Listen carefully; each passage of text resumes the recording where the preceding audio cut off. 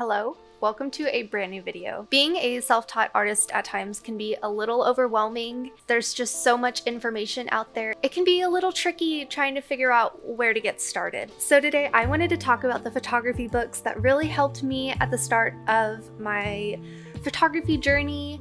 All the technical stuff is what these cover. I have another video talking about photo books that are more from like a visual enjoyment side of things that you can check out, but this is the more technical side. So starting out, we have the Photographer's MBA Senior High School Portraiture. I am a portrait photographer.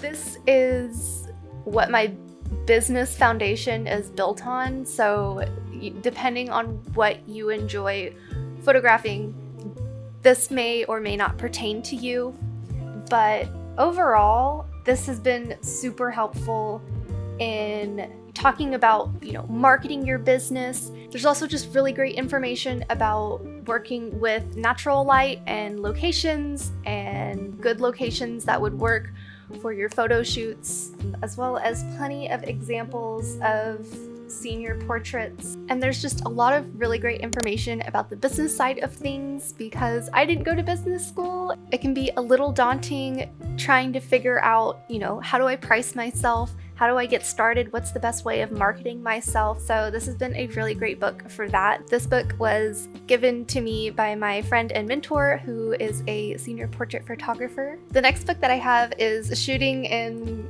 Crummy Lighting. This book has been really handy. Getting started, I used to shoot cosplay photography. That's how I got started. I started out taking photos for my friends and then eventually for other cosplayers, and typically we were in hotel settings, and hotels are just notorious for having the worst lighting conditions ever. They're dark, it's overhead, so you have raccoon eyes, and it's just not the greatest of times, but that's where everyone wanted to get their photos done, so we just made it work.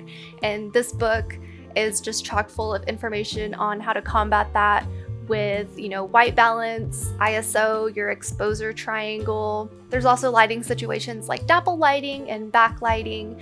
So lots of natural light and how to make it work with you. And then the other book that I have about lighting was super helpful whenever I first got my speed lights because I had no idea how to use them. And starting out, I really exclusively just used one. So this book called One Light Flash, Professional Quality Lighting on a Budget was super handy.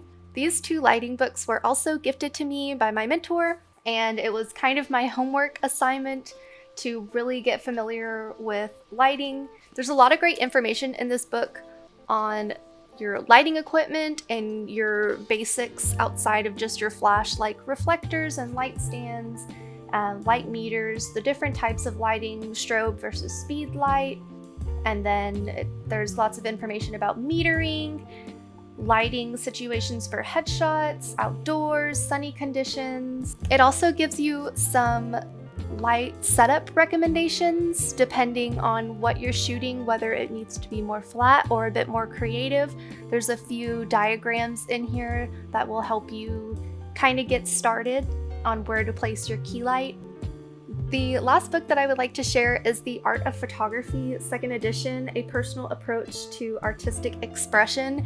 This book I got for Christmas one year, and I just sat down and read it one day, and it's just chock full of information. This book is actually what inspired me to mount my prints. The prints that I make are mounted on styrene board just because I just love the feel whenever you hold it. There's just so much information in this book from, it talks about Lightroom and Photoshop, as well as design fundamentals like composition and color theory. There's also a lot of technical aspects in this book, like focal length and printing process, raw files. My favorite part of this book is actually the last chapter, which talks about personal philosophy. So there's lots of talk about flexibility and visual arts, non-visual arts, developing your style and what that means.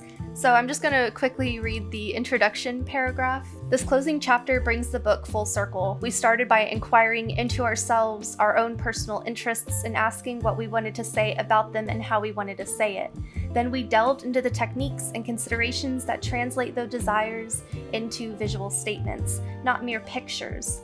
Then we engaged in some philosophical thoughts about art and creativity. In this chapter, I hope to suggest avenues for improving your vision in areas that already interest you, and for drawing inspiration and insight from areas you may have never previously considered. So yeah, in addition to all the great information that's packed into this book, there's just so many stunning photos, specifically lots of black and white, are just so incredible. Lots of architecture, Gothic architecture and black and white photos I just love. So in addition to all the great information, there's also just so much visual goodness in this book. But these are all the books that I have in my collection that I would highly recommend if you are a beginner or are looking to add some more entry-level technical goodness into your personal collection. This was really fun to just sit down and talk about and look through these books. I'm at a point where I don't need to open them as much, so it was really nice to just sit down with them again and just discuss them. So if you have any photography books in your collection, I would love to hear your recommendations. I'm always looking to expand my collection, whether they be technical or just visual. But if you stuck around to the end of the video, I just want to say thank you so much for watching. If you would like to see more, go ahead and subscribe, leave a likey like, all the good YouTube jazz, and I'll see you next time. Bye!